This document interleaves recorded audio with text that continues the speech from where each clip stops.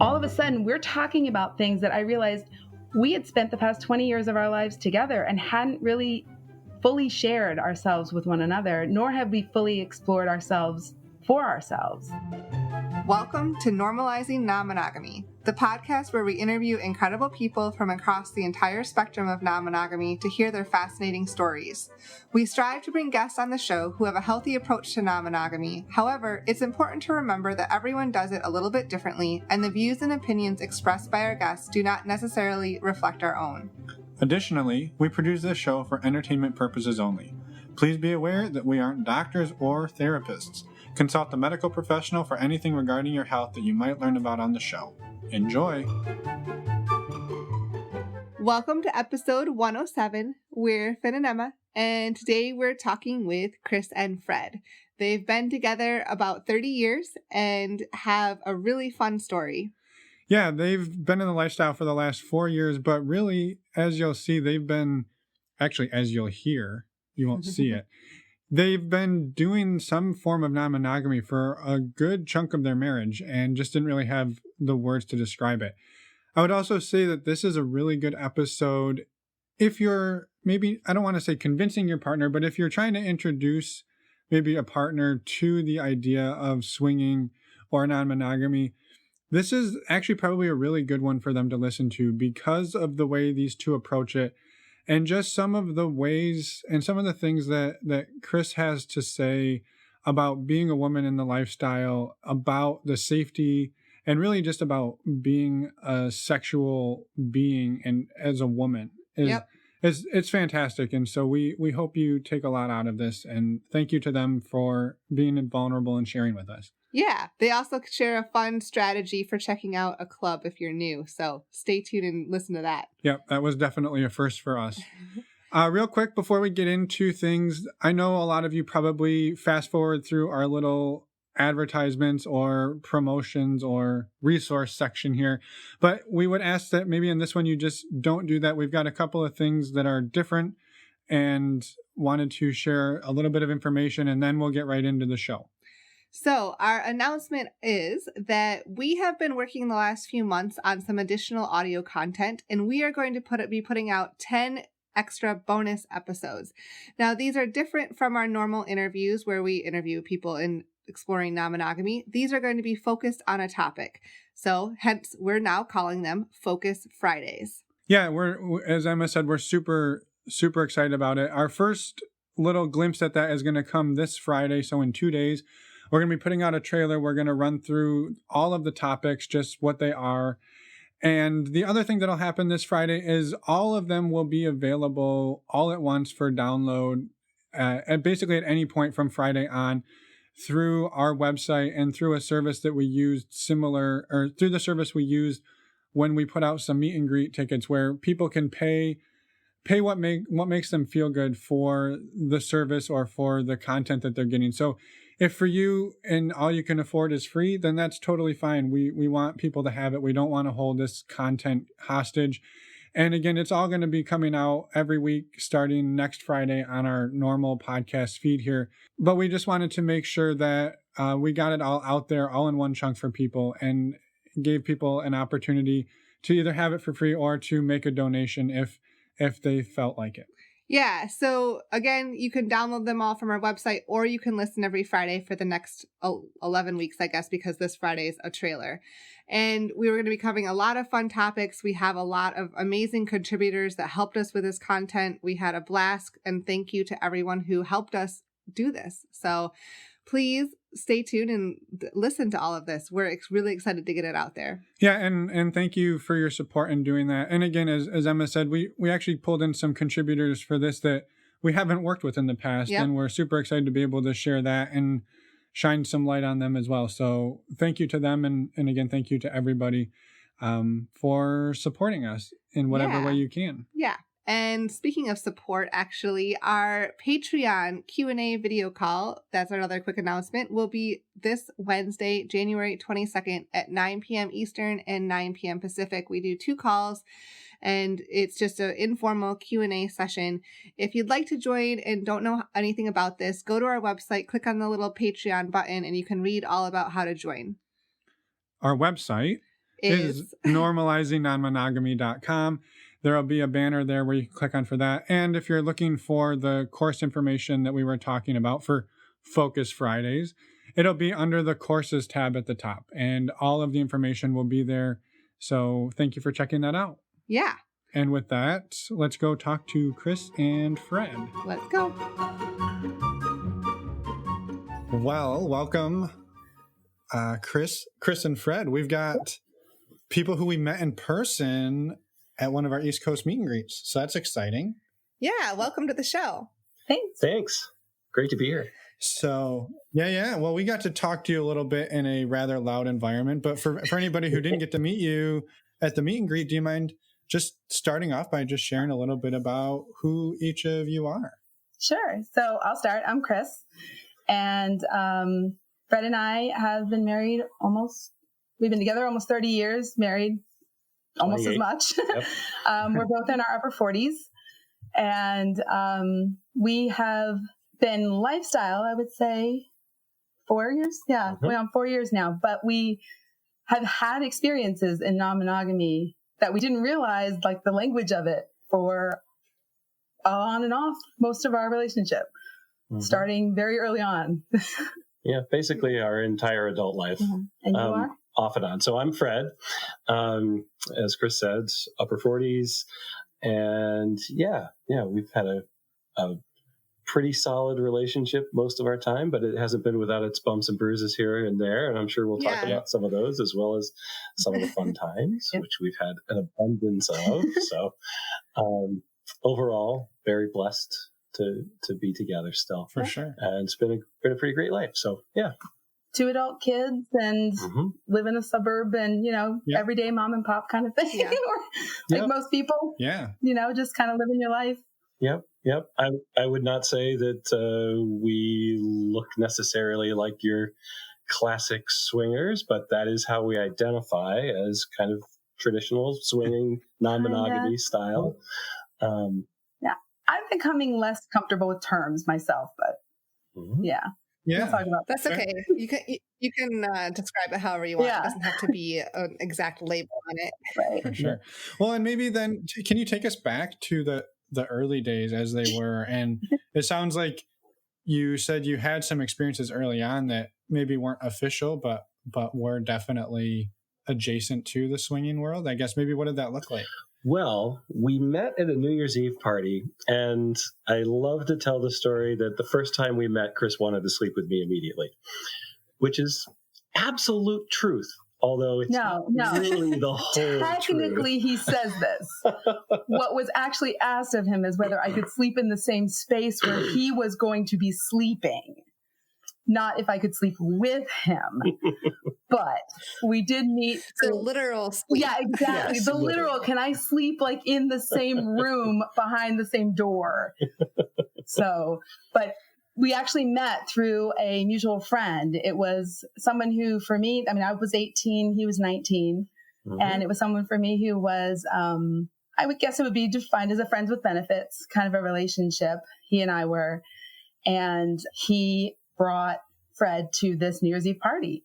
And I met this guy who was so quiet and shy and, low key and then didn't really have much to do with him, much conversation. And then we met up again later on that exact year in May at another party with this same friend.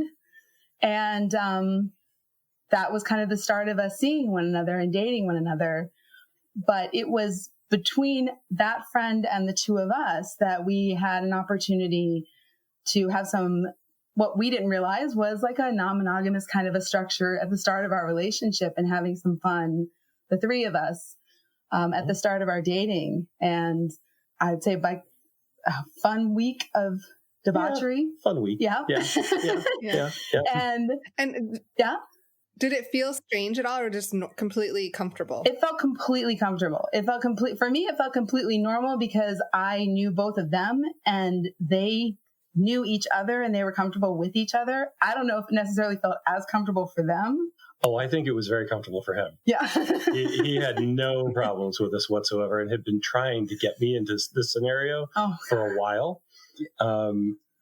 I definitely had been kind of uncomfortable with the whole notion of it, but as it unfolded, it worked out really well. Yeah. And it was pretty comfortable pretty quickly and a lot of fun. So yeah, it worked. Yeah. So to clarify, so the guy is, not to say his mission, but one of the things he was trying to do was create an experience for Chris with two other guys, and Fred, you happen to be the other guy, or were you guys dating at that point? So Fred and I were dating, but he and I, though we'd had this like on again, off again, friends with benefit relationship, I was not wanting to have any kind of intimate relationship with him. And I think part of it was that was something that he enjoyed when we'd had time together. But I think he realized that Fred and I were getting more serious. So the option was, if there could be something that the three of us, then maybe there could still be some fun to be had. And that was fine for the time that we had the opportunity for it. But, yeah. So that it was a relatively brief interaction. Okay. Yeah. It was a week of fun, and then we kind of moved on to our more serious traditional relationship and engagement and marriage. And he was our best man. Yeah. That was kind of fun. Okay, that's awesome. So then what? Well, then we moved Right. quite a distance away, so that relationship kind of petered out and ended. Yeah. Which was unfortunate, but yeah, about 10. Well, say we had our children really young, so that we were then in the mix of like parenthood and adulthood and just chaos and jobs child and career and So it was a little challenging for a while, but about 10 years later, we, if you can even imagine, were on AOL, and we got into some interesting AOL chat rooms and had some fun conversations online with the old dial-up modem. And that actually led us, we actually met a couple at one point, much more experienced than us, for dinner one night, just as a meetup. And that was exciting and terrifying because we didn't know what we were doing at all. No, but we knew we wanted to kind of dabble in this again. Right. But it didn't actually work out that time. And so we kind of stepped back from that again for a while. Yeah, a couple years. Well, and I'm going to interrupt you for just a second. Yeah. So, go ahead. Yeah. So to recap, you met at a party then and started dating, hooked up with a friend, which was Chris's old friends with benefits, and then got married. He was your best man. Then you moved and we're in the throes of, children and jobs and life and everything. Then you started going back on to like AOL, meeting people. Did you know throughout this whole time that that the swinging lifestyle existed and non-monogamy existed? I did not. I was completely oblivious at this point in our life, in our relationship. I did not. However. So I didn't really understand the full breadth of it. I certainly didn't understand the language of it, but there is a club near us that we're now and have been members of for several years. It's been around for a very, very long time, over 40 years. So they've had a website pretty much as long as there's been a web. So I had seen their website very early on, and that was how it was described. So I knew that it was a thing for sure. Okay. So meeting this couple that you met from the AOL chat rooms, you kind of knew what it was all about, at least a little bit? At least a little bit. Yeah. Again, I wasn't putting a label on it. Yeah. Right. We just wanted to have some sexy fun times. And and how did that conversation come back up, right? Because that's kind of a big conversation to have. Well, the kids were growing up. They weren't toddlers anymore at that point. So we kind of had our sleep back and a little more free time. And we had that kind of a lifestyle for many years. Well, not many years, but some years at that point. We had experience with it. Yeah. Well, no, I mean with kids. So it was a break from all of from a lot of the fun stuff.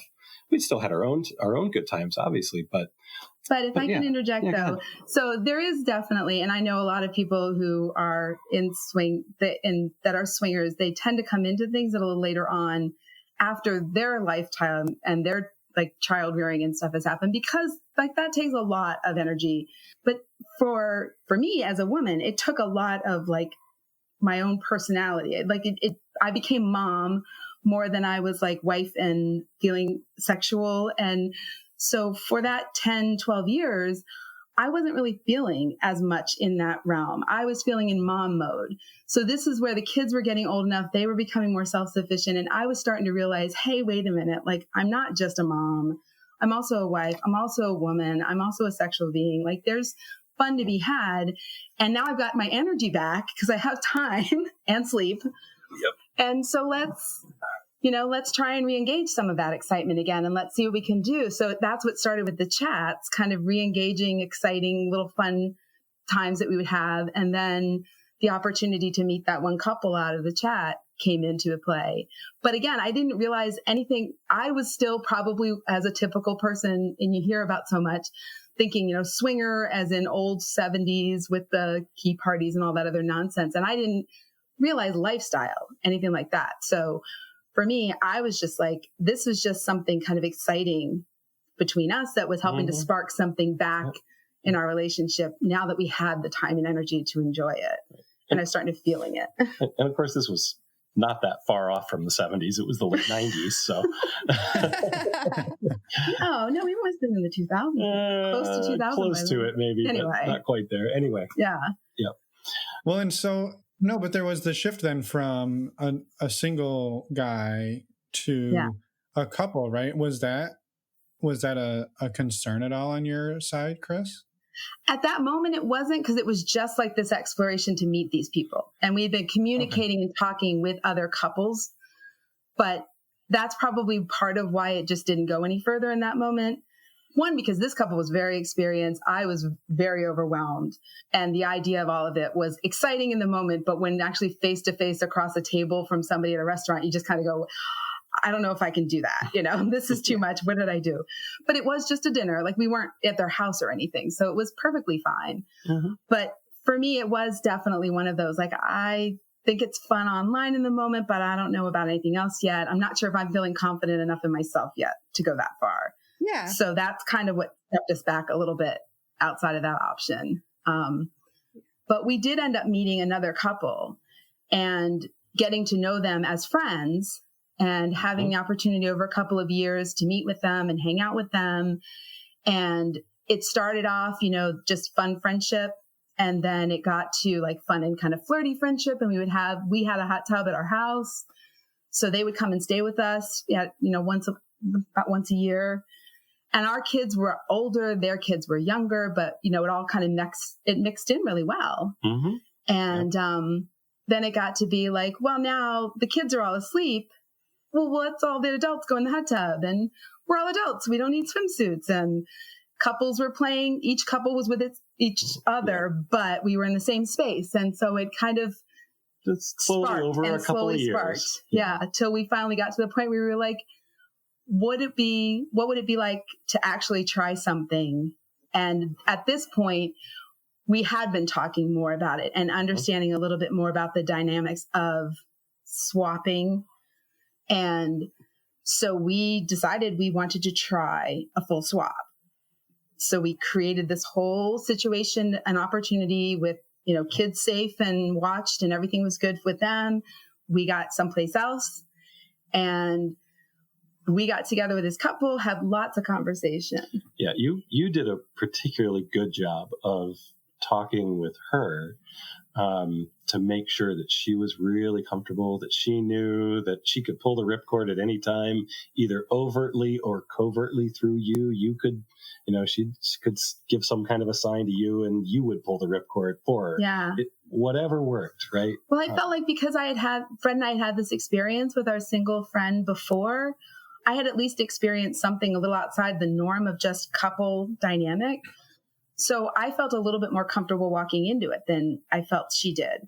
So I made the point of she and I being apart and then talking to her separately and saying, look, if you don't like this at any moment and you're uncomfortable saying that you don't because you don't want to be like the person who kills the buzz or whatever, like grab my arm, squeeze my leg, like just say something, I'll pull the cord. I'll say, I'm not comfortable. I want to stop. I want to go back to just being with my husband.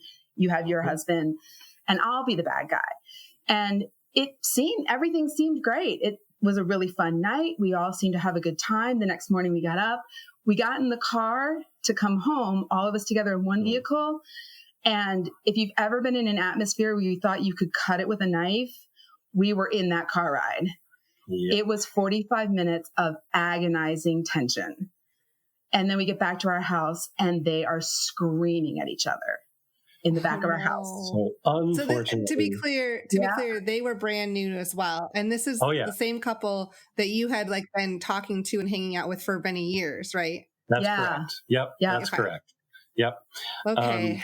But unbeknownst to us, what they were doing with this experience was trying to fix their relationship with it. They thought that going down this road would fix the problems that they had not been forthcoming about. And they had some pretty deep cracks in their relationship at that point that this just blew right apart. Yeah. Which was really, really sad. And it was a little traumatizing for us. And actually we felt really bad about our role in that, even though really it wasn't our fault. But yeah, we had that experience, and then we didn't really reach out with couples again for several years after that. Yeah. I was really upset, like, because I felt like I'd really connected, and she and I had been friends for several years, and I had tried so hard to make sure that I wasn't overstepping my bounds. And her husband definitely did seem interested in me. And though she and Fred were very friendly, and the connection seemed a little bit less between the two of them. So there was a part of it that I actually felt a little bit more like I had done something wrong, or I had played some part in this in a way that I should have known, or I should have felt it, or I should have. So I put a lot of pressure on myself until we realized that they came out. It took a while for them to admit to us that they were having problems, had been having problems. And then unfortunately their marriage actually ended up separating. They ended up divorcing. But it was definitely something that we had a lot of conversations, and we did get reassurance from, at least from him. She became really difficult in being able to communicate with after the divorce. But just in saying, trying to reiterate, this was not our intention. We never wanted for this. We wanted everyone to be able to have an enjoyable time and not to be something that negative. But you can't, I think it's one of those examples of like the lifestyle can really magnify the good and the bad. And unfortunately in this instance, it magnified the bad and kind of blew that one up. But yeah, that is really traumatic for both of you though. Like I can't even imagine, because then you feel this is one of your first experiences with a couple, and then you feel guilty, right? It was your fault, even though it sounded like between you two everything was fine. Yeah, it was more so that you felt guilty with what happened with the other couple, right? Yeah,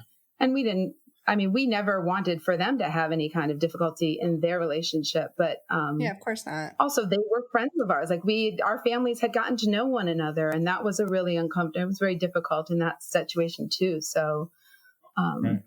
Yeah. So, how did you recover from that to like come back around and decide like, well, it went to shit the first time, but this is something we want to keep trying. Like I could see that really scaring people off. Yeah. Well, like Fred said, it scares off of couples for several years. We knew that we had had good experience with the single friend that we had had. So the idea of maybe looking at this to seeing about a single guy again might be a better option. So we started looking at that in that direction and we had a really great single guy that we would occasionally, and again, it was really intermittent. It was just one person. So it was based on how scheduling would work, and they didn't live exceptionally close. So we had to kind of take our opportunities when we got them. Mm-hmm. But this was someone we had been friends with for a very long time as well. And you in particular were relatively close with this person. So it was almost edging into feelings and poly. And from some definitions, it probably was for a while. Yeah. but that person kind of, so that went on for couple years, and then their interests started to diverge from ours, and that kind of ended that relationship too. But it was part of the relationship. It was totally amicable. We still are friends with that person. Yeah, and he's great. So yeah. And I think that was kind of at the point where Fred came back around to the club that's local in our area. And that's when he brought it to my attention. So this was actually the first time that I realized that he had found this years ago. And he's like, oh yeah, by the way, remember way back in the AOL chat room days, I found this club.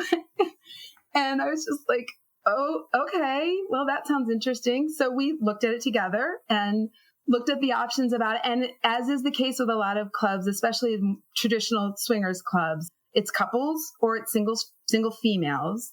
And this particular club did not have the option of a single males, but if you were a single female, you could go to the club without having to pay like a membership or entry fee. And so we talked about it several times over. And finally, Fred said, why don't you go check it out?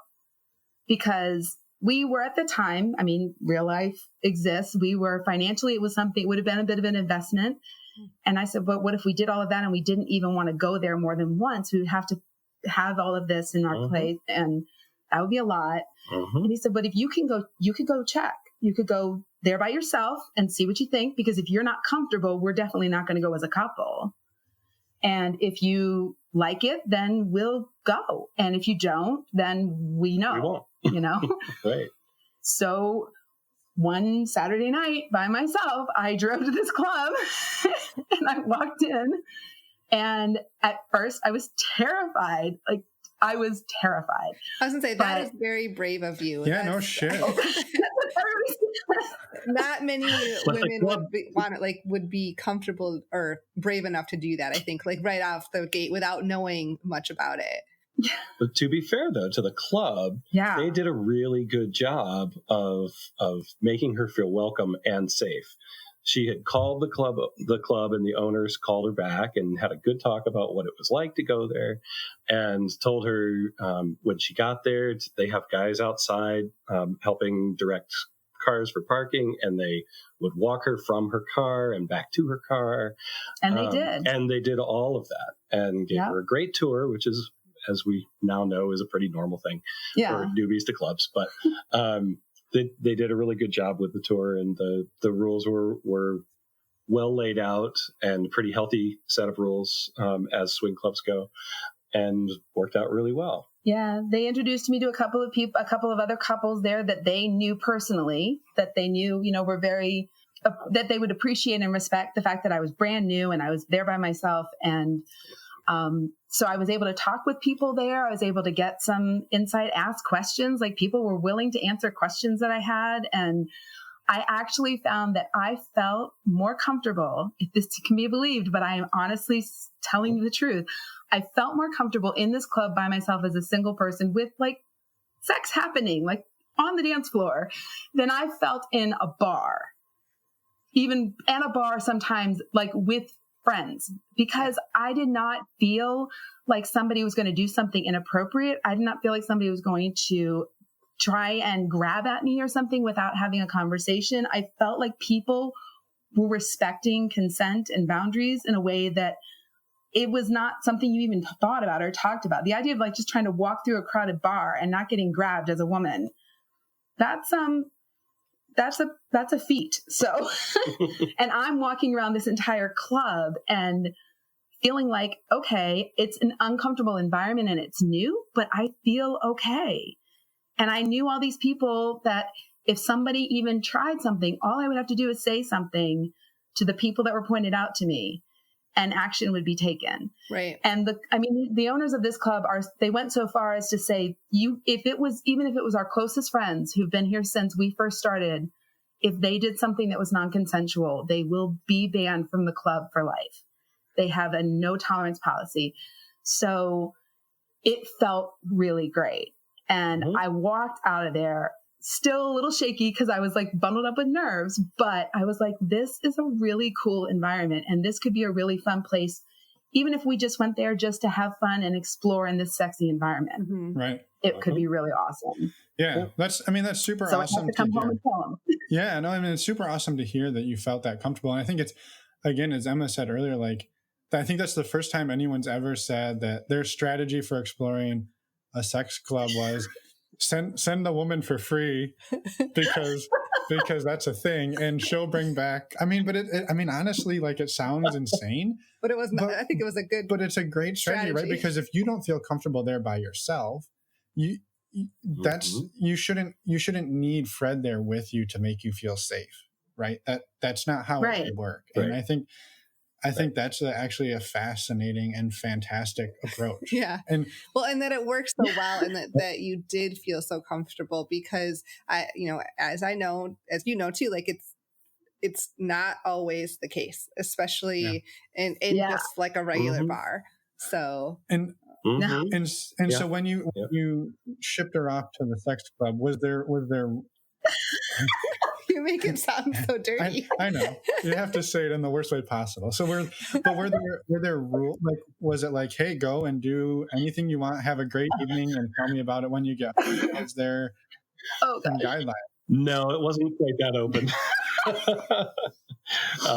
No, it was go be flirty, do some dancing, do some sexy dancing. That's fine. But actual play was off the table for that night. And she did go, and she was flirty, and she had some wonderful sexy dancing from everything. With this great couple. Yeah, exactly. And she had a great time. And I was fine with things at that level. We'd never done anything separately to this point at all. So we definitely had to have a conversation ahead of time about, I do need some boundaries with this. It can't just be go free for all. Okay, well, you say that like I was going to go free for all. No, you weren't. I'm sure you weren't. But the minute he said, but no play, I was like, oh my gosh, what are you talking about? Of course, no play. Like, what? That's crazy. I don't even know these people. Right.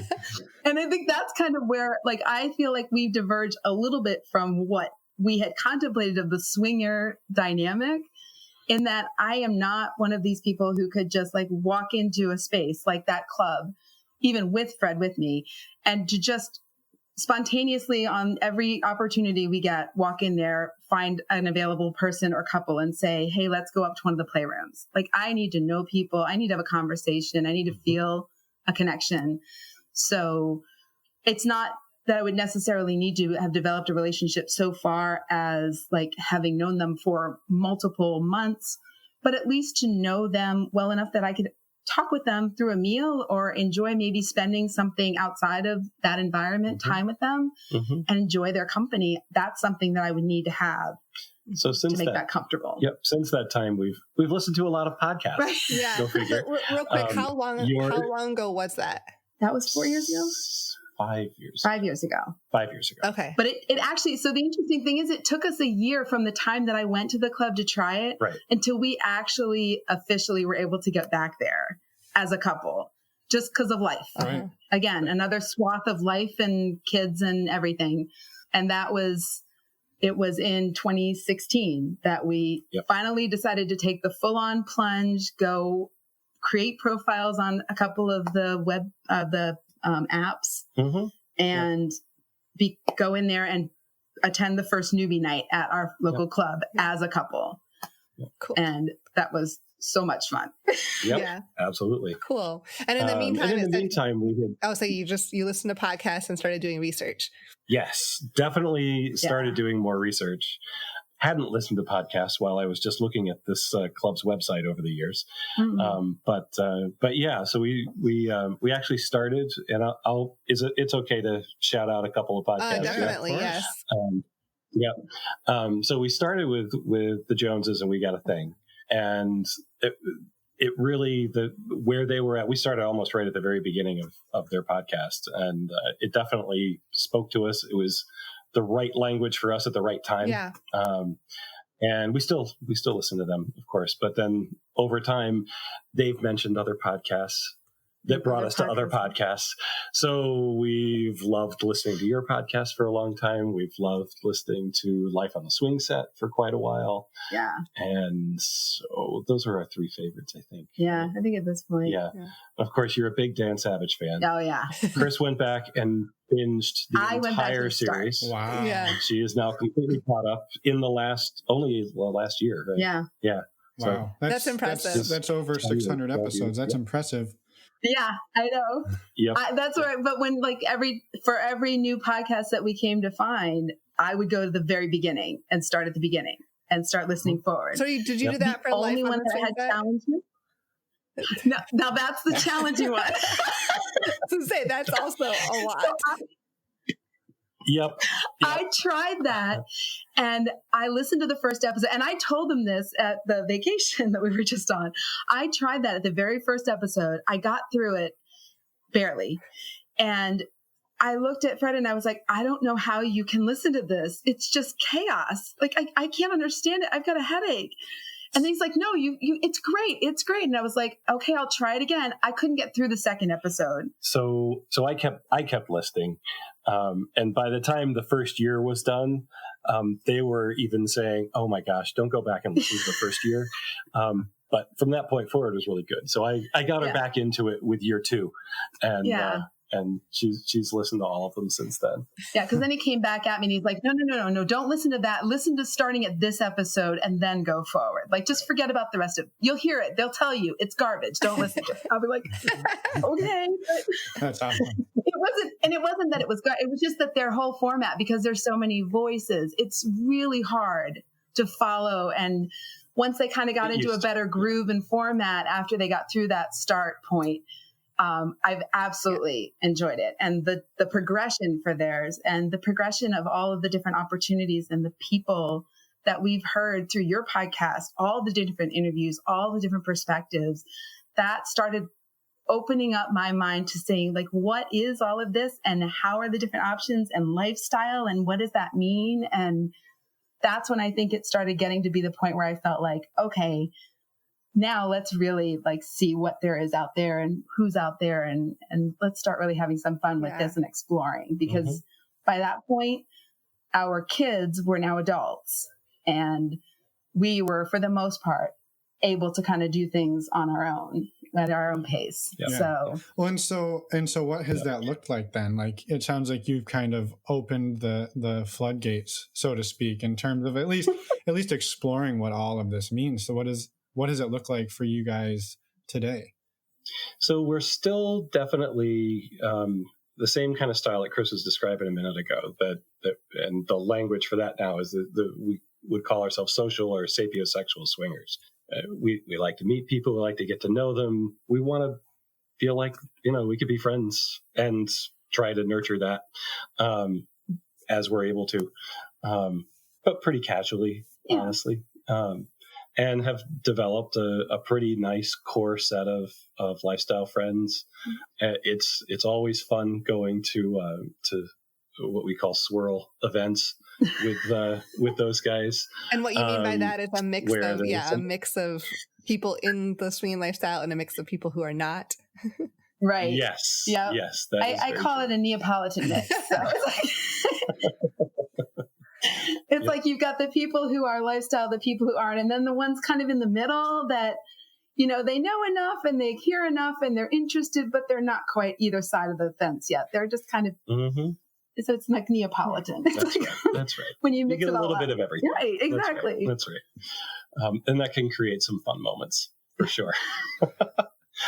And so let's see. So for a while, once we kind of got really into the swing of things, so to speak, we really did focus on just having interactions with single guys, and met a couple of really, we met a bunch of guys, and almost uniformly really good guys, and two or three in particular were really, really awesome. So that went on for a little while. And then as we got more involved in the club and attending the club more and more regularly, started developing a circle of friends that were couples. And so we started exploring that a little bit more, both in and outside of the club. And then found that there's a group, like a traveling group in our club, that there's a cohort of people that are a part of it, that do different trips every year to a couple of the resorts. So we had the opportunity last year and this past July and the July before to be able to go with one of those groups to Hito. So we had done that for 2 years. And again, they're a more traditional kind of swinging group. And that was a lot of fun, being able to experience that. But we also, like I said, we were talking about the life on the swing set, and hearing the different dynamics of the Swing Set Takes Desire trip, and started hearing about the additional pieces of this, the additional inclusions in that trip that's not really part of what you would normally find in a lifestyle group. And that, for me, it caught my attention the first year, but this past July when we went, I think it caught it even more so, because I realized there were certainly things about it that I was getting a little uncomfortable with. Like, I was starting to be able to explore things about my own sexuality. And for Fred, it wasn't something that he was lacking as far as exploration for his sexuality, but it was more, I was looking at other people around and realizing, well, I have the ability to explore as a female. But I don't. But if I wanted to. If he wanted to, or other men that we have met over the years, if they've spoken or had interest or even just curiosity, it wouldn't necessarily be something that would be welcome in a more traditional swinging environment. But yet that particular dynamic with Swing Set was not only, it would have been, I mean, it was open and inviting to all people and all gender, all sexuality. And then brought in the last piece of something that I never thought I would see come into that whole dynamic, which I kept hearing, like, there was either you were part of the kink community or you're part of the swinging community, but you weren't a part of both. Mm-hmm. Like, it almost felt like you couldn't, if you were in kink and you said you were a swinger, they'd be like, oh, well, no, you don't belong here, and vice versa. So this gave an opportunity, like, to have all of that together. And that to me was just like, I want to see this. I want to experience this. I want to know what this is like. I want to be in that environment with the people who are welcoming to all of that. And so we just came back from that trip 2 weeks ago.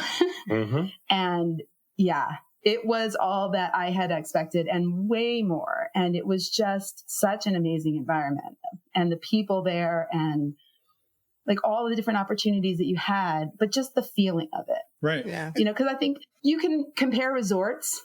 You know, we were at Hedonism in Jamaica versus Desire Riviera Maya in Mexico. And I could, like, point by point give you comparisons. But as I kept saying, as long as the facilities are well kept, the staffing are respectful, and things are, you know, well managed, it's about the people you're there with that's going to make the difference. And of course, I don't know that either of these places would be as good if you just went by yourself as with a group, but there was a definite difference in the feeling and the inclusivity of it with Desire's group.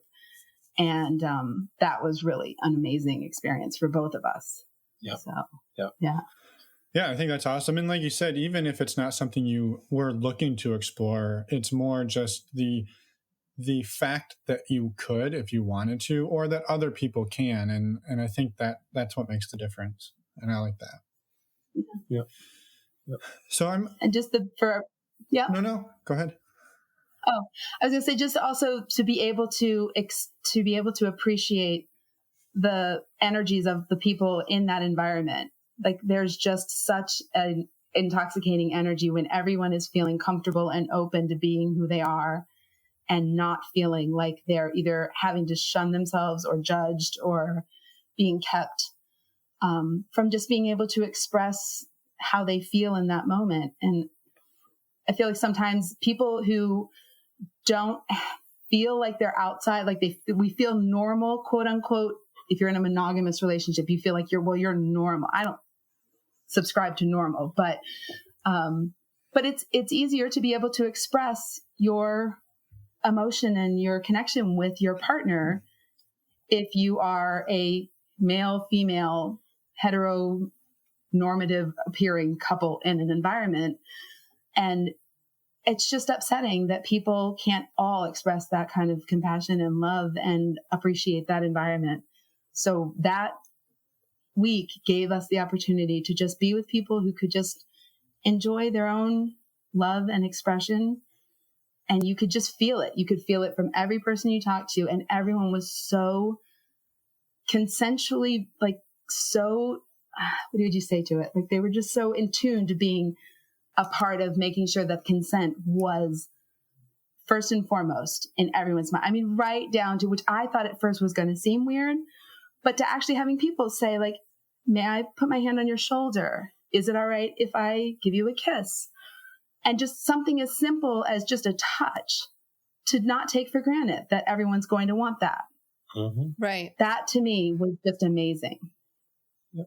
So kudos to the entire group that have developed that environment. And Chris is a really empathic kind of a person. She always, really, as long as I've known her, she's always talked about being able to feel the energy from other people, whether it's in a sexual way or not. It doesn't really matter. She's just Positive, very, very negative. sensitive to that. And it wasn't really anything that I could honestly say I was really very good at, or that I had seriously experienced in any deep way. Can kind of read the room relatively well, but and connect with people relatively well. But at that kind of level of energy, it was never really my thing. There was a wonderful workshop during the trip to Desire run by a couple of the swing setters, and they did some exercises in energy play and connection through eye gazing and things like that. That I went into it thinking, boy, I hope this is kind of cool. But I actually described myself to the group as kind of a brick. So didn't expect to get a lot out of it, but was utterly transforming. It just touched me in a very, very deep place.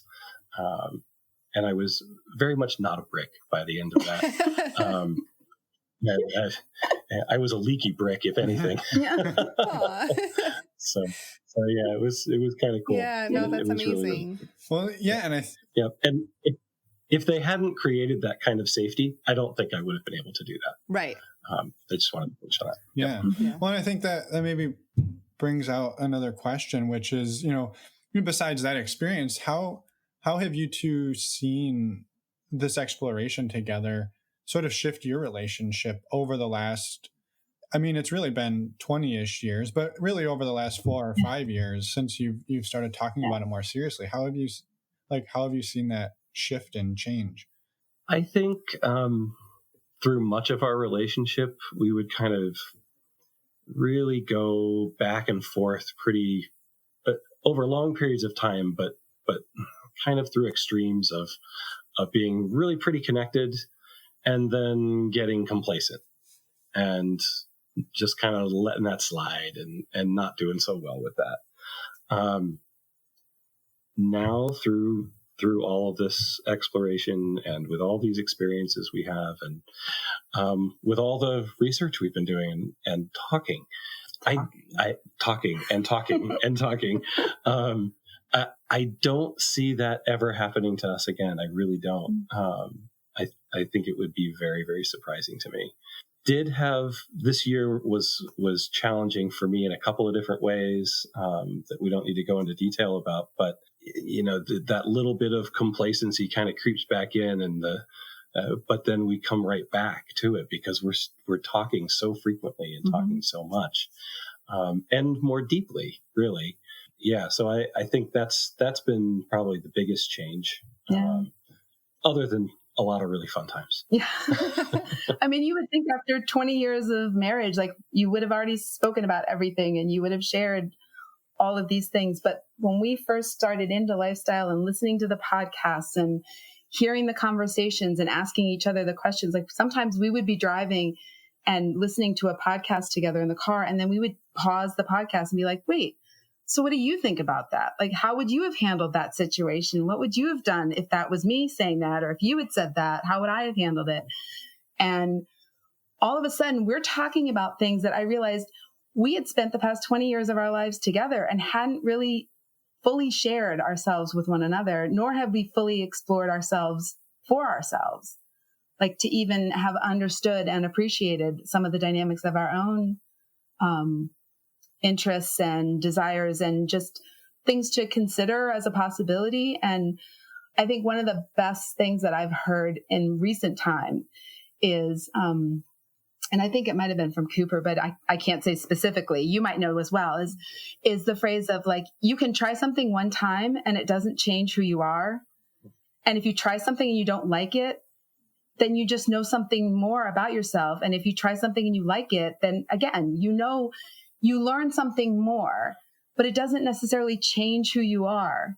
You know, you're still the same person the next day. Of course. Right. Yeah. And so you don't have to be afraid to explore. right. And for some reason, I feel like sexuality is that it's like that chasm that we haven't given ourselves permission to explore. I feel like we're getting better at it as generations get more open-minded and accepting, but that certainly has been a learning for me, a relatively new learning for me, is just the reality of like, I can try this and it might be great, but it might not. And that's okay.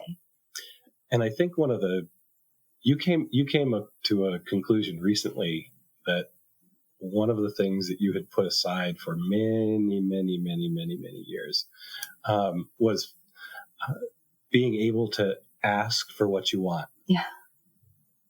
And being okay with that, because it was just not who you were for a very, very long time. You were giving a lot to everyone else around you, which was awesome for us. But over a long period of time, it's not as healthy as it should have been for you. And so you've come around with that and in a really fun way. So it's been really good. Yeah. I can really relate to that because it's hard sometimes to give in to what you personally want. And first of all, understand what you want and come to terms with what you want and then communicate it I can completely relate to that because it's something I've struggled with as well. Yeah. Yeah. Fred is all the time saying to me things like, so what do you want to do? And I'm just always like, I don't know. Yeah. I don't know. Like, because I haven't for years of my life, I haven't asked myself the question. So I don't have the answer to give. And I'm starting to ask myself the question, and I'm starting to like, in a way, give myself permission to ask myself that, to answer that question and acknowledge that my answer to that question is just as important as everyone else around me that I care about and that matters. And to not take care of myself in that way is actually a detriment to everyone that I want to give to, because I'm not fully giving myself. I'm so drained giving to everyone and not giving enough attention to myself that I'm not being able to like be 100%. I'm always just feeling drained of everything because I'm never taking the time to regenerate myself in those moments and ask for what I want or what I need. So becoming better at that is really important. And I think that's an important message for women, but not just for women. I think it can happen for anyone. I feel like there's likely in a lot of relationships, there are people who are one person who has the opportunity and they feel that need to give more. And at times, you yourself have to stop and say, no, I need now. And at times your partner will say, what do you want? Like, you are always giving to me. What do you want? And we have to give ourselves permission to say, yeah, I need to answer that question. That's important. Like, I deserve to have that question answered. And I would say, as far as the lifestyle and our exploration over the past few years, when one of the biggest things that I think we ended up, and I think it's something that we noticed happening to a lot of people, when our children got to that adult phase and were transitioning into that phase, we were noticing a lot of their friends' parents divorcing. And we kept saying, we were not going to let that happen to us. We weren't going to let that happen to us. But when they were, out of the house for a significant amount of time, all of a sudden, not very much time, actually. No, we're sitting there staring at each other in the walls and realizing, oh my gosh, we are becoming these people. Like, we've forgotten how to connect to each other. And the biggest thing in this communication that the lifestyle has given back to us is it's given each other. Like, it's given him back to me in a way that I hadn't had the time and the opportunity and the exploration of it. And the communication has just become through the roof. And I wouldn't have imagined that after 20 years that we would have that be such a spike, but it really has. And I'll say just a little bit about that moment in time was one of those swings that was kind of a low time for us. We were struggling for a little bit, and we found a really good therapist, and we're working with him for a while. Yeah. We were working with him maybe a year, and then that was the point at which we kind of started exploring the lifestyle more directly, more officially, right? And kept seeing him throughout that time. But I think he worked us pretty well, kind of set the stage for communication. So that was really good. But once we started exploring this, we were going to a whole other level with it that we weren't comfortable sharing with him, because he was not a specifically sex positive therapist. And so we stopped going to him after a couple of years because it really just wasn't adding anything anymore. Right. More recently, this year, when we kind of hit another little rough patch, we said, all right, so we need to find a therapist again. But we need to find a sex positive therapist. We need to find somebody who we can be completely, fully open and honest with. Yep. And that's where we started. Yep. So quick shout out to anybody who's looking for a sex positive therapist. The American Academy or Association, I forget, of Sex Educators, Counselors, and Therapists has a wonderful website that lets you find local therapists that are on their list, who've taken all kinds of certification programs to varying degrees. And yeah, it's a really good resource. Yeah, absolutely. Awesome. Yeah, we'll put links to that gets shouted out by Dan Savage quite a bit. It's ASECT is the acronym they use, and we've heard mixed reviews from people about that. We've heard some people say it's really great, and we've also heard some people say that they've had trouble finding people who are truly sex positive and truly open minded, because a lot of people they can get a title but not actually walk the walk, and so. Just something for people to be aware of, to really, as you do in anything in life, like, do your due diligence, right? Yeah. Just because somebody has a title doesn't mean they're... If you're uncomfortable in a situation, or you realize that the person isn't what you think they are, then get out of that situation. You can change anytime you want. You're not... Yep. We actually had a list Thank you of for sharing that resource. Yeah, no problem. We actually had a list of 3 therapists that we got off of that website that were local, and planned on working our way through that list if we had to. Fortunately, hit a good one right out the chute, so we just stuck with them. But yep. Awesome. Perfect. Awesome. Yeah. Is there anything we may have missed that you two wanted to share and get off your chest in this interview? Maybe like a blooper, or any before we get to bloopers. Yeah, if there's anything else that you were like. If there have been struggles, right? Because you guys have talked, you talked a little bit about some struggles you've had here, but were there any issues with jealousy or anything like that? Or did you guys largely come through that unscathed? So yes, there has been jealousy. Jealousy does happen. Oh gosh, yes. And it's been interesting hearing the varying takes on what to do with jealousy from the podcast and from people we've talked to. I was chatting with someone at the club one night, and I think it was their first night there, and we're having a really good conversation, and they were really new to swinging as well as coming to the club. And she asked the question, so what about jealousy? What happens with jealousy? And I'm like, well, jealousy is going to happen. You just got to work through it. Yeah. And she was like, what, really? What do you mean? I thought if jealousy happens, you have to stop because that's bad. And I said, no. If jealousy is likely to happen for one or both of you any given point in time. You never know when jealousy is going to hit. And it could be just a little ding really quick, or it could be something really kind of, earth shattering, but it's just something you've got to work through. It's discomfort with whatever you've just seen or whatever's been happening that you've got to pay attention to and talk through and try to do that as safely as possible with your partner. But you do have to respect your own feelings in it. When you feel it, you have to be open and honest about, yep, that happened. And it sucked. It sucked bad. Yep. But you had it, and you can't, feelings are feelings. You can't control feelings. Feelings happen. They're just a part of you. They're not logical. They're not rational. They're just going to happen. Yeah. And we've definitely have had ups and downs with the jealousy, and at differing points, differing levels. I mean, sometimes it's just a pang. You'll, be in the middle of a situation, maybe just be talking with some people and be like, hey, wait a minute. I don't really like that. Why is she leaning so close to him? Or why does he have his arm around her? Or, what's going on? Or sometimes it can be something really significant and you're like, okay, we need to stop for a moment. We need to talk. We need to deal with this situation. But it's also giving your partner the permission to say stop if you need to stop, and giving yourself the permission to stop it if you need it.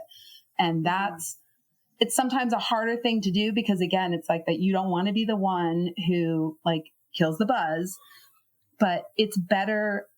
I've found it's better to take the moment if you realize it, if you feel it in that moment and it's something that you can kind of divert, do it then, rather than holding on to it and coming back around to it and let it fester. Mm-hmm. But for other circumstances, sometimes you won't realize that feeling until maybe the next day or several days later, and you're thinking back on that situation or you're talking about it again, and all of a sudden you start to feel something. So for us, it's just been, we've had to just deal with it on and off as it's been happening. But I think I would be more upset if I didn't have occasional moments like that, because then I feel like it didn't matter.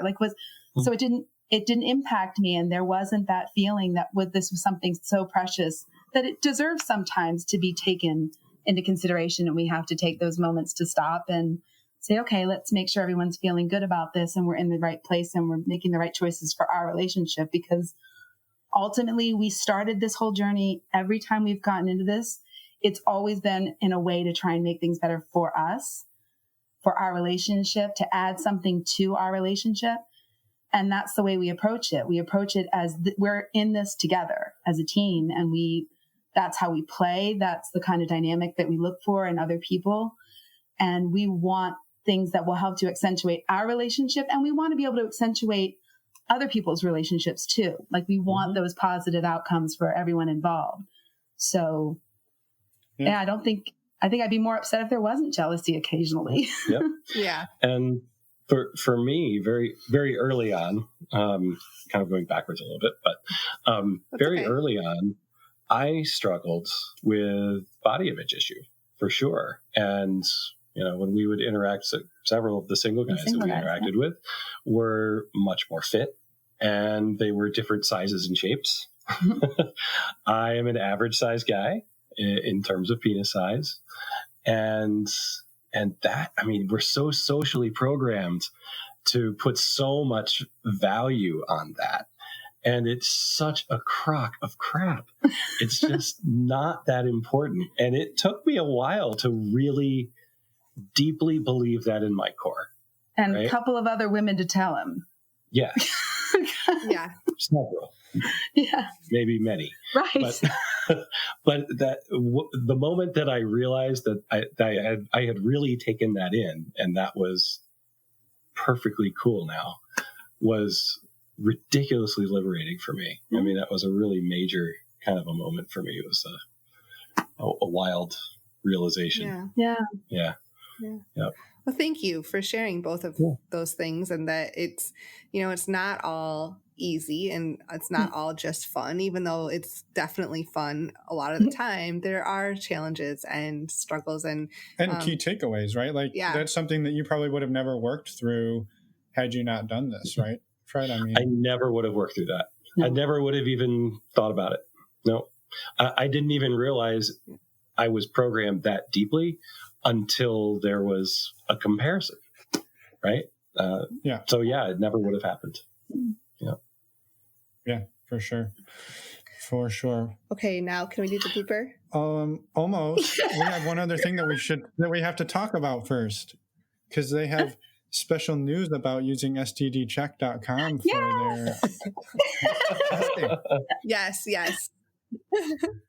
Let's do that first. So we've both used the STD check. It started with me because timing wise, he had a checkup and was able to go through to getting testing through there. And I hadn't had one scheduled for a while. So I went online and I filled in, got the form. It came through so quick and easy. I walked myself into a Quest diagnostic, handed them the paper, gave my samples, walked out, and I don't even think it was more than a day and a half. And I had my results like on my phone right there for me. Yeah. And then just after we got back in July. Yeah, from our last trip to Hito, I went and got one. And it was the same. It was really quick, simple, easy. But it was also great to have the information quickly, to not have to worry or think about it too much, and to just be able to do it so streamlined. Right. We do also get tested through our physician, Chris with her OBGYN, and me through my primary. We are now both out to our primary. Yeah, we have the same primary doctor. So well, and at at my last physical checkup, we're sitting there and I'm talking to the doctor and telling him about things and asking for as far as like testing and health, and he looked at me. And now, mind you, this doctor, we've been seeing him for almost 30 years now. And he looked at me and he's like, so are you guys like swingers? And I looked at him and I was like, yeah, we are. We're in lifestyle. And yes. And he's like, yeah, I've heard about this from a couple of my patients. They say that it can kind of work really well. It's helped their relationship a lot. And we ended up having probably a good 5 minutes of conversation in the middle of my general yearly checkup about this. And I'm also open to my OBGYN. She is fully aware as well, because I asked to do the testing and all. But it was really kind of interesting because our doctor is not quite as old as our parents. No, not quite. Close. But close. So as I'm sitting looking at this gentleman, I'm feeling like, okay, this is almost like having a conversation with my parents. Not quite, but it was really kind of interesting how he just kind of looked and he was like, yeah, so I've heard about this. And by all traditions of where we are, this would probably be easily defined as like a country doctor kind of. Oh, yeah. Definitely. I mean, definitely more of an old school country doctor kind of an individual. But he was so very like nonchalant. He was like, that's kind of cool. I've heard things about that from other patients. I was like, yeah, it's been amazing. So we try and kind of alternate testing, so every 3 months or so, one of us is getting tested through either our doctors or through STD Check. Yeah. And that works great. We do play safe for PIV or PIA, but not for oral. We don't use barriers right now. No, not at this point.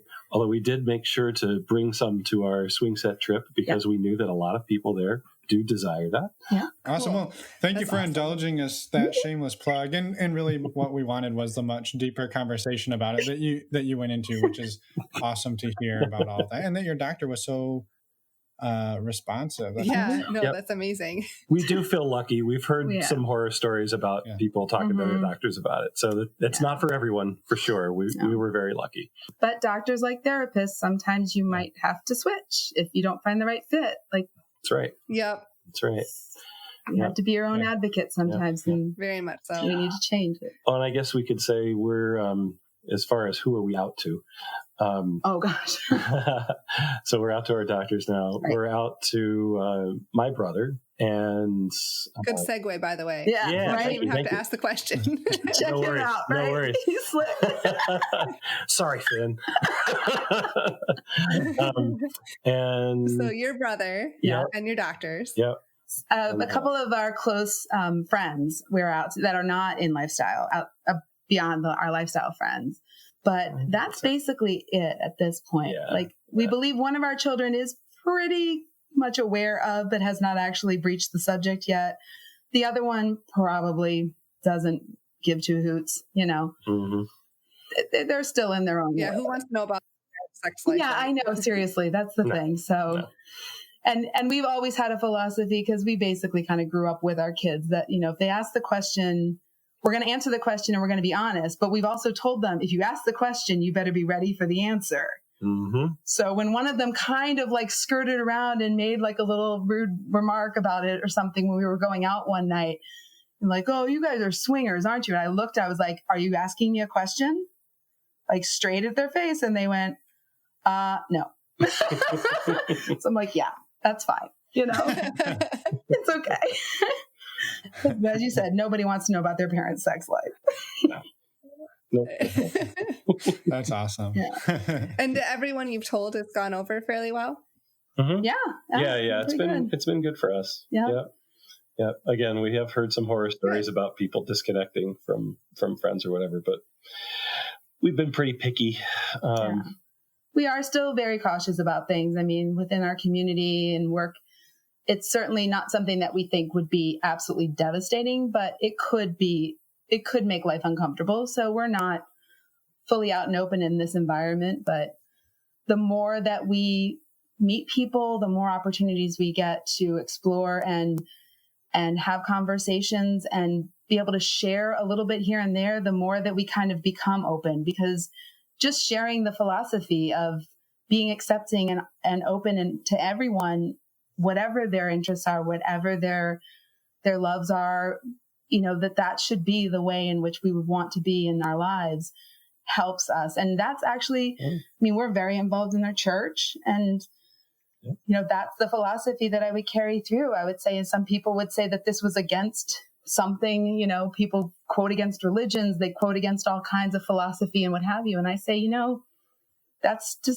decided by how you choose to live your life. And as far as I'm concerned, I choose to live my life in one that accepts all people and is wanting for everyone to have happiness and love in their life. And I don't want to encourage anything other than that. So that's kind of what we just try to share. Yep. Yeah, I love that. Yeah, I do too. Well, Emma, can we finally do the blooper? Yeah. You act like I was the one that's stopping it. All right, you go first. You got yours, I think, or maybe I should go first because yours might be better. You go first. Okay, so my blooper. So we had, like we told you, we had gone on these 2 different vacations recently, July and just recently in November. And I actually was fortunate enough to have, because there's theme nights in both realms on each night, a costume that worked at both places. So the first costume was, I wore it in Hito. And on that night, the costume itself is like a bright lime green. And they had body paints, glow body paints out for people to use. So I'm wearing my costume. Somebody comes over with glow body paint all over their hands. And they're like, who wants some body paint? And I said, oh, that matches my dress. And they take both their hands and they plant them squarely on my breasts. So there's these bright handprints, but unless you're in the glow light, you can't see the handprints because they're the same color, the glow paint as the fabric. Mm-hmm. Well, what I didn't remember about those. Brought the costume home, washed the costume, didn't think that there was anything there, was able to wear it in a different context for the November trip that we just came back from. We're out at the courtyard, we're dancing, we're having fun, and then there was music going on up at the disco. Somebody said, hey, let's all go up to the disco. We go up to the disco with a couple of other couples that we were hanging out with. And they have black lights. And they have the black lights up there. And one of the couples, the male of one of the couples, he went to sit down because he didn't want to dance.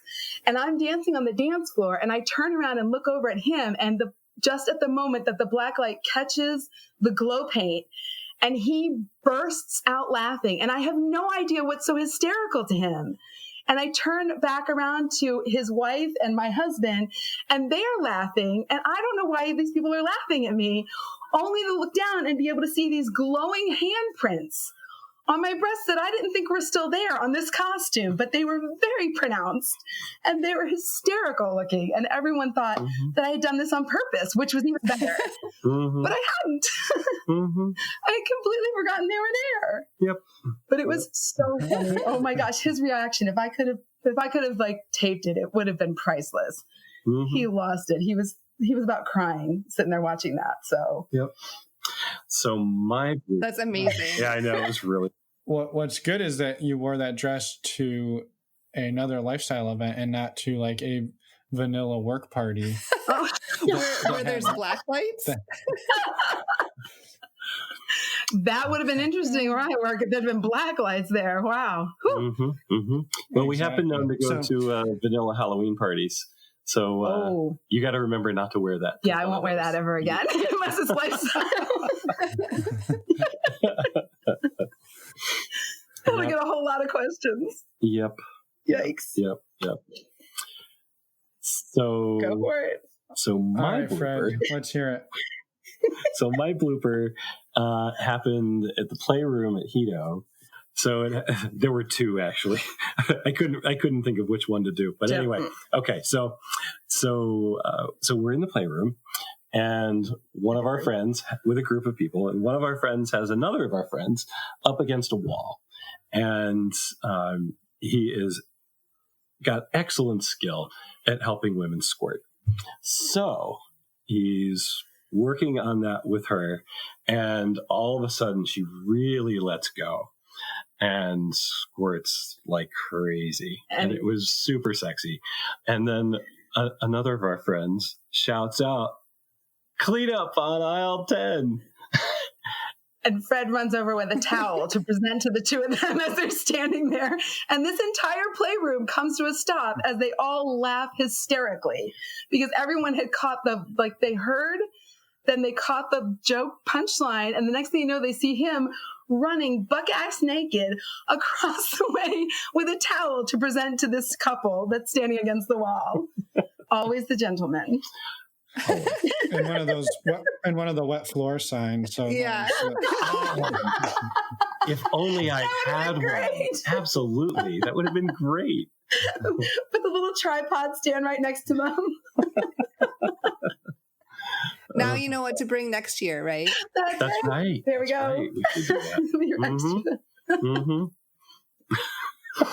Oh my gosh. Awesome. Okay. Yeah. Wow. So there's a couple of bloopers. Awesome. Well, thank you. Yeah, that's perfect. And they're bound to be, right? It's all part of the fun. Oh yeah. I mean, and that's part of the fun of it too. Is like when you're with a whole bunch of people, or even if you're just with another couple or an individual, every now and then something awkward will happen. Something funny will happen. And if you can't just stop and have a good laugh in this moment, like maybe you need to take a moment and figure out, are you really comfortable in that? Because I think those are some of the best moments, those little pauses in between things when somebody says something or someone needs a moment and you're just lying there and enjoying a little bit of respite time, or something funny happens and everyone just bursts out laughing. It's just like, they're those human moments that just make it even more fun. So the connections. Yeah. For sure. Well, thank you both for everything. Is there any final parting words of wisdom or thoughts you wanted to share with us before we let you get along with your evening? I'm not sure. I mean, I think one of the biggest things that I would say for me is that if there's anyone who hears or considering or listening or contemplating such things or explorations of it, I always encourage to try something, and at least to try it, twice if you can. But, to just keeping in mind the words in which were said before about like, you can try something and it's perfectly fine. If you don't or do like it, you're still the same person after you try it, and you'll never know something new if you don't try. So there's the opportunity in this that can give you something, or it can at least give you a better insight into something that maybe you want to try a different direction. And the communication for us, the connection that we've developed between the two of us, regardless of all the other people who we've experienced in this exploration and lifestyle, has really gone far beyond anything I could have ever contemplated. And for that, I am really enjoying and appreciating the lifestyle for our dynamic. But it's going to be rocky. There's going to be times where you're going to have challenges, and it's working through those challenges that are going to make it even stronger. It's just keep in mind what's important. If you start together, you end together. If it's about you as a couple, then keep that as your focus. And I think you got a good chance at least at trying something and maybe finding something you really love doing. Yeah. At this point, I don't think we've ever had as much faith as we do in each other that pretty much anything that's set in front of us, we can figure it out at this point. Yeah. Yep. It's amazing. And thank you so much for sharing with us. I think that, a lot of people will get a lot out of your story. Yeah. Thanks. So I would agree. We've gotten a lot out of all the interactions we've had with all the people that we've met over the years through this. And we've gotten a lot of the stories that we've heard from before for all the podcasts that we've listened up to this moment. And so, especially for the people who've shared their stories on your podcast, it's just, those have been some incredibly valuable opportunities to hear, and just the humanity of it and all the different options and possibilities. So I definitely want to thank you guys for what you're doing. And Absolutely. I hope you keep on doing it for a very long time. And well, thank you. Thanks to all the other podcasters out there. And also to really just to everyone that we've interacted with during this journey, because they've all contributed in small and large ways to us becoming and having a great relationship. So it's all the good, bad, and the ugly has been wonderful. Yeah, well, that's wonderful. Thank you. Yeah. Yeah. Yeah. Well, awesome. And we appreciate that. And we're happy to do it, and we're happy to do it as long as we possibly can. So thank you for that. Yeah. And thank you for being a part of it, because you're now part of the archives of helping other people. Yay. All right. Well, with that, we can let you get along with your evening. We know it's late there, and We'll wrap it up. we'll wrap it up. Yeah. So have Thanks, a All right. you too. Good night. Thanks. Thank Take care. you. We're back. Right? Yep, we are back. Don't just thought you give were me gonna- faces. I thought you were going to say something else.